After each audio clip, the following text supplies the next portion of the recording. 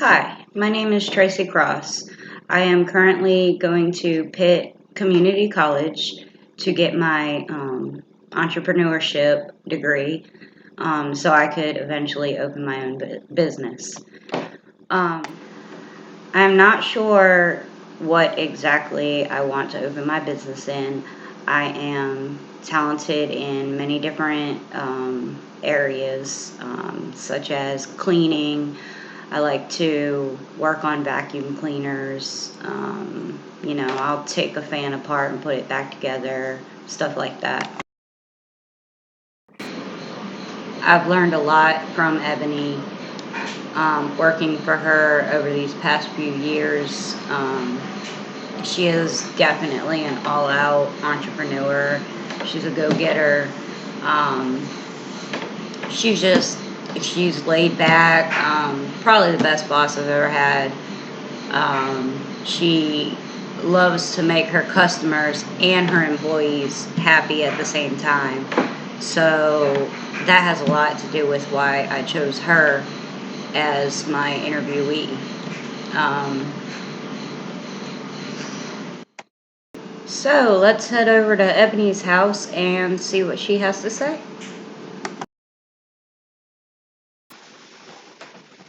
All right, so I am Tracy Cross, and I'm here with Ebonie Murphey to interview her. I chose her because she is the biggest entrepreneur I know. So, Ebony, what is the name of your main business? The name of my main business is Maid in Heaven Cleaning Services. Okay. And when did you decide to start a business? I started a business about 10 years ago. I was working at the Postal Service and I just wanted to start like a business, like a little side hustle. So I started cleaning houses on the side. I wanted to start doing something I was very good at and could get paid well to do. So I started cleaning houses and I was like, why not start it? I mean, why not make it into a business? So that's what I did. Cool. Was it hard to get it up and running? It was not hard to get it up and running. It was hard, well, not hard, but it was challenging to operate the business because all I knew how to do was clean. I didn't actually know how to run an actual business. Like, there's marketing, there's advertising, there's a lot of things I didn't know. Um, Coming into starting a business that you have to teach yourself or go to classes to learn. That was probably the most hardest about getting it started or whatever. But to answer your question, um, it was a little challenging, yeah. Were you able to get a startup loan or did you come out of pocket? I came out of pocket because cleaning supplies are like very inexpensive to buy. So I just went and invested like $50 to $100 worth of cleaning supplies and I was in business. What certifications did you need to become a legit business? No type of certifications, none whatsoever. Mm-hmm. Were you highly taxed in the beginning? No, I wasn't because it was just me. I didn't have to pay like employee taxes. All I had to pay was like self-employment taxes for myself. So no, the amount of revenue that I brought in, it wasn't really taxed that much. So no, Um, so how does that differ from now? way different because I have like several employees, Mm-hmm. and you have to pay employee tax for each of them. You have to pay unemployment taxes. So it is like an extra expense, but of course, if you want to grow as a company, you have to have employees. So yeah, it's way different. Were you able to pay yourself enough to live, or were you just basically surviving in the beginning? In the beginning, I just kind of paid myself, whatever I thought was. I don't know how to explain it. I was still working at the post office, so that was like my main source of income. So cleaning houses was just like something I did on the side, and I just, that was just side money. So I used it as side money. But Once you got your business up and running? Once I got it up and running and legit, yeah. I did, then I paid myself a legitimate wage. But in the beginning, it was just like something I did decide. Right.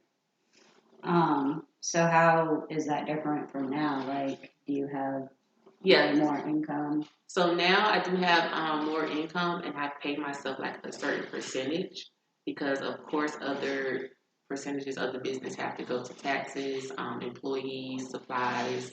You have a lot more overhead. So I take a very small percentage as the owner and pay myself. So how did you go about marketing your business? Marketing, I did a lot on the internet, a lot on social media, like Facebook. Facebook was really big for me in the beginning. Um, I wasn't that familiar with Instagram 10 years ago. I don't even think it was that popular then. So Facebook was like my starting point. So I did a lot of Facebook. I did a Facebook business page. I invited like all my friends to like my page and did like um, contests and stuff just to get the following up. Mm-hmm. But yeah, that's where I started social media. So did you start any other businesses? I did. Later down the road, I started an Etsy shop where I handcrafted like earrings and bracelets and necklaces. Um, I also got my life insurance license where I started selling life insurance policies. I also started in a short-term rental business, and I started that like in the beginning of the pandemic. Um, and I also do mentoring for house cleaning business owners. So yeah. Um, so where do you go to find your employees? I will list like a job ad on my Facebook business page. Also, I will go on Indeed and do a job listing there, and also on Craigslist and word of mouth. Yeah, of course. Mm-hmm. Do you have a high turnover rate? I don't.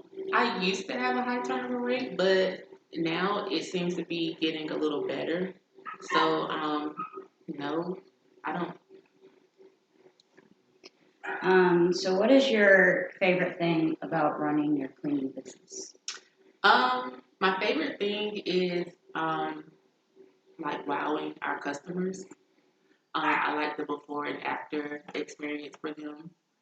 Also, I love being able to offer jobs in my community to people. Um, I also enjoy like just the day to day running a business. Like I'm very business minded. I just enjoy running and operating a business. It's very like fun for me. So yeah, that's what I enjoy. What is your least favorite thing? The least favorite thing for me is managing people. I don't enjoy that. I hear you on that. I will say I don't enjoy managing like the wrong people. Um, I think I have been very blessed so far to have the employees that I have.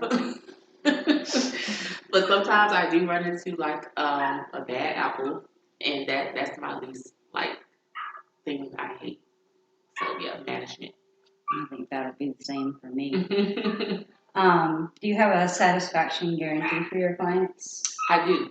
So in the event that they are not happy with their clean, I guarantee that my staff will come back and touch any concerned areas, free of charge until they're satisfied. So what does an average day look like for you? An average day, I wake up, I check my, business phone for any messages, any emails. I try to respond very quickly to any customers if they have any requests or any like concerns. Um, I go over the schedule. I make sure like all of my staff are to their assigned appointments. Um, I'm also answering phones throughout the day. People, that are interested in having cleanings. I'm answering the phone. I'm giving them quotes. I'm giving estimates. Um, Also working on marketing. I'll go on Canva.com and create like little ads, and I'll schedule like our advertisements out for like the next week, so I don't have to worry about really doing that every single day. Um, Also, I'm checking with clients that are new that we may have serviced that day, making sure they were satisfied with their first clean with us.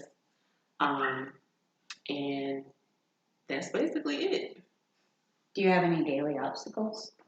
Daily obstacles. At the moment, not really. I would say the most would probably be like maybe if an employee calls out, or if like maybe a client cancels last minute. I have to try to rearrange the schedule because I want my employees to have work or whatever. So that would probably be the most obstacles that I have, like employee call out, whatever, cancellations, that sort of thing. So yeah. Have you made any mistakes that were like a learning curve for you? Um, yeah, I would say a few years ago, just keeping the wrong people employed here for too long because it really brings down like the morale of the business. Keeping people on that's like tarnishing the rest of the team. So I think I pretty much learned from that situation. Um, I've learned not to like pay people to make me hate my business. Like it really will bring you to a point where you don't like doing your business anymore. So I think having the right people on was a learning curve for me because just because someone can clean well and do their job well, but they have a terrible attitude, doesn't mean you keep them on. Mm-hmm. So yeah. Um, have you experienced any major changes in your business since you began? Major changes? No, not that I can think of. How did COVID-19 affect your business, if at all? Yeah, it affected it. There were a lot of like clients that were concerned about cleaners coming in, with the virus. So we had a lot of cancellations. A lot of clients like terminated their services and never returned. So of course, in return, that left my employees without work for they didn't have such a full schedule as they did before. So yeah, definitely a lot of cancellations, which meant I had to pivot a lot. So yeah, it affected. Well, um, so what is your long-term goal for your future in business? Long term goal, I want to be one of the most known cleaning services here, one of the most popular, one of the best with the best employees. I do want to reach a $250,000 in revenue. That is like my long term goal, at least a $250,000 in revenue. Um, I just want to be able to provide more jobs in my community because I see that is a problem here. Um, that is my long term goal. Do you have any solid advice you could give me, since, I plan to open my own business? I would say don't guess your way to success. Like, especially with you and me, like, you can always come to me, like, I'm your mentor or whatever. But don't guess your way to success. Like, don't try to figure everything out on your own. Always ask. Um, or either if it's someone else that you know that's doing the exact same thing you want to get into, like, just ask questions, um, get mentorship, learn all you can about the business, the industry that you're getting ready to go into. Don't go in blindfolded. Um, just stay learning. Like, always be learning, and you'll always be at the top. And I've learned a lot from you. Oh, thank you. Do you have any regrets? None whatsoever. That's good. If you could go back and do just one thing differently in the beginning, what change would you make? I would definitely have what I just told you. I would have invested in mentorship. I would have invested in someone teaching me about the industry instead of guessing my way, because that would have cut a lot of learning curves out. So I would have definitely learned a lot more, invested a lot more in my personal development, personal growth, because that helps you become a better business person. So, but yeah. Um, so do you have any questions or comments for me? All right. Well, I really appreciate you allowing me to interview you. Of course. And, I wish you all the luck in your future. Thank you. I appreciate it. I've really enjoyed working for Ebonie in the past few years. She has taught me a lot about myself. She has taught me a lot about how to train. I think we learn from each other, but in the end, it's mostly her teaching me how to be a better person, how to do business, and just, how to be a go-getter, you know. Um, I look forward to learning more from her within the next couple of years, and hopefully get my business up and running with her help. I've enjoyed doing this project. It was pretty cool. I got a lot of information out of it, and I'm sure that I'll learn so much more while I'm in school and while I'm still working for Ebonie.